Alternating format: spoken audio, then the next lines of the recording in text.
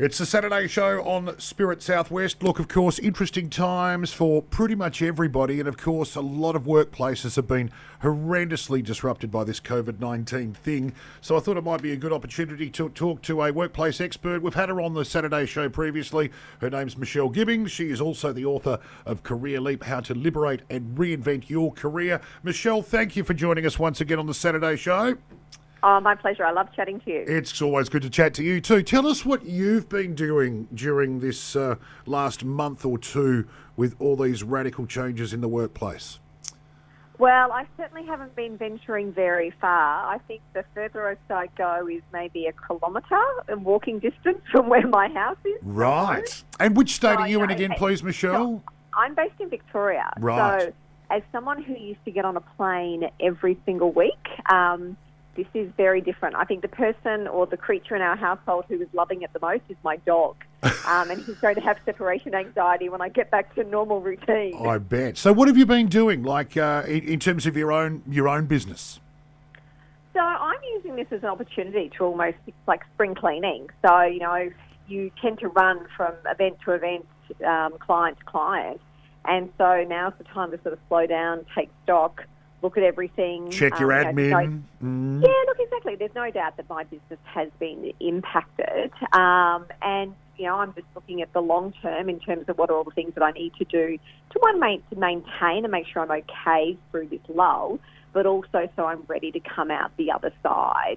I think like everyone, I have good days and I have bad days. And I think that's one of the key things, I've certainly been saying to my clients is recognise the emotions that you're feeling through this, because it's natural to feel, the uncertainty to give rise to emotions where you go, whoa, where did that come from? Yeah.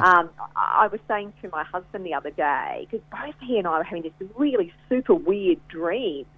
And it turns out so is everybody else. I was reading an article in the New York Times the other day, and apparently that's what we're doing, because our subconscious at night time is trying to process and help us work through what's going on. Yep. We have these super weird dreams. So I read the article and then felt great. I thought, yay, I'm normal. Good stuff. Well, I'll have to correct what I was saying to the wife, because I was saying, no, honey, you are pretty much losing your mind. Let's touch on a couple of little HR kind of things that you might be able to help our listeners out with. Michelle, you've got here a point in a little presser that I got from you about maybe making a career change during a pandemic. Is it a good time to maybe explore other options in your work life? Look, it is a challenging time to explore and make a change. But I think also the reality is that many people are being forced into a situation where they are having to look at, my current role doesn't exist or I've been stood down. What are the options that I've got to be able to bring in an income and bring in something quickly that is different to what it is that I used to do? Yes. And so, I think if you are in a job and the job at the moment is secure, I would stay where you are. And, if you do need to change roles, the key thing to focus on is what are the skills that you've got that are transferable skills that you can pick up, use in a different industry, a different profession, a different role. So a lot of people are currently, isolating and that sort of thing. How would you recommend they maybe, investigate reinventing their work life or their career situation? So certainly there is no doubt we're all spending so much more time at home, and that means we're relying on technology. So tools like LinkedIn, all the electronic, job search sites that still exist, Seek and things like that, all of those are still going to be really useful in terms of understanding what's available in the market. But what can never be replaced is your network. And so, what I often see is people emailing, and I think, don't email. If you can, pick up the phone and have a conversation. Yep. So if you're trying to get back into the market, ring as many people as you possibly can to get a sense of what is available and what the options are, and then you can make that assessment. Okay, well, if these are the options, let's look at my skill set. How do I stretch and adjust the skills that I've got, and then adapt that? Because what you want to be able to do is sell yourself to that prospective employer by showing that, hey, here are the skills that I've got. Yes, I've used them in a different area or a different environment, but I'm able to use them in this new environment.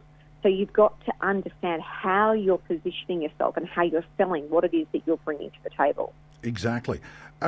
Michelle, what about upskilling? Let's say people have been stood down from their current job because, the business just can't have its doors open at this point in time. Is it a good opportunity to maybe do some online learning or upskilling to almost make yourself more valuable to your employer down the track?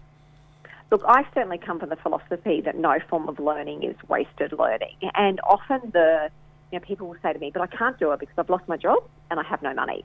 And so what I would then say is look at courses that are low cost or even free. There are lots of opportunities that are out there. Yep. So we have these things it's called a MOOC, a Mass Online Open Course. And there's companies like edX, Coursera, Udemy, Open to Learning. And what they do is they provide online courses from universities around the world. And to access the content, you just need to get a login and a password, and that's it, you're in. Now, if you want to get the certification, there will be a charge associated with it. But if you just want the learning, the knowledge, something to do to keep your brain active, usually it's free or very, very low cost. There's also heaps of things that you can find on YouTube. You can find everything from how to string a guitar to how to make sourdough bread. That's true. To, how to colour your own eyebrows on YouTube. I mean, it's amazing what you can find. And so I often say to people, look at things that are sometimes to the left and to the right of what it is that you do. Yes. Because, if the job that you have every day is just sort of sitting down, do something that is handy, that's, woodwork or a craft, because that is also keeping your mind active.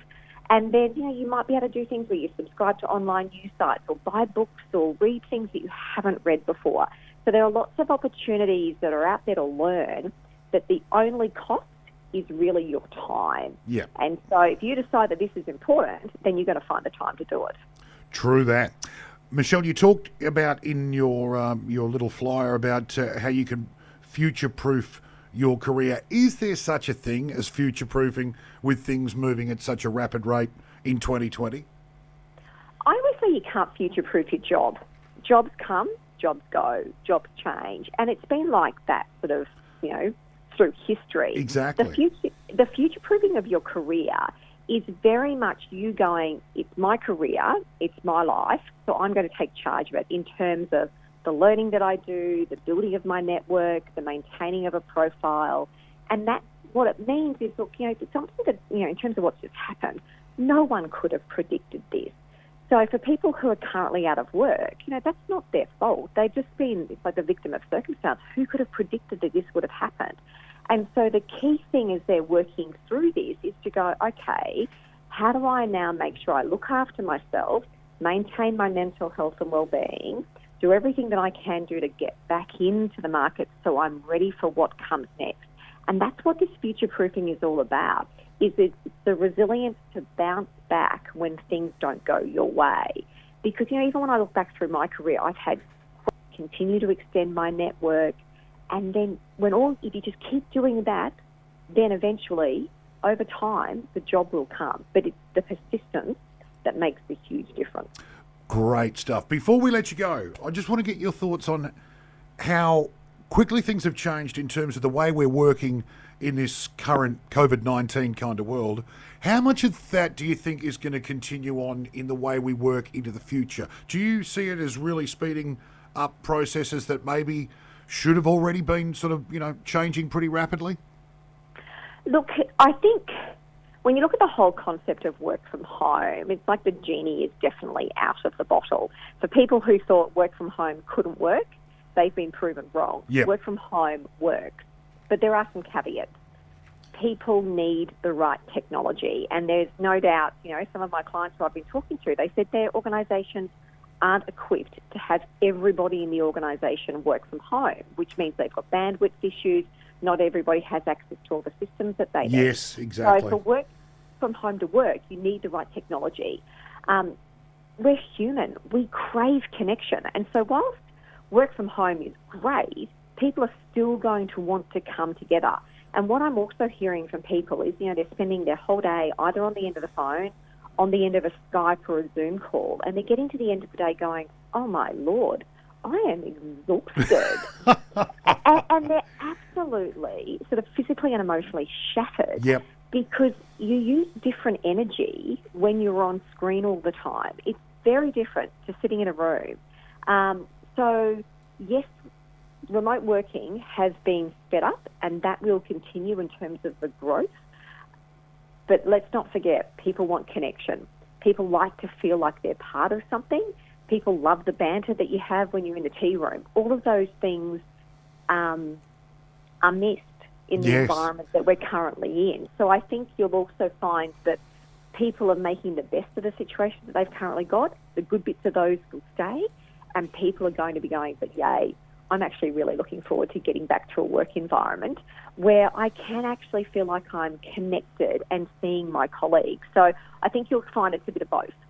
Exactly. It's been weird for me, Michelle, because I've been the only person here at the radio station for a lot of the time, and the boss man and our sales executives have been working from home, and it's been quite a lonely and bizarre experience. But I just thought I'd put that to you before we let you go, because we have soaked up a lot of time, but it's always fascinating. Thank you for your time, Michelle Gibbings, for joining us on the Saturday show. And don't forget, if you'd like to find out a bit more about the wonderful knowledge that Michelle has, her book, Career Leap, How to Liberate and Reinvent Your Career, still available from all good bookstores, I dare say, Michelle.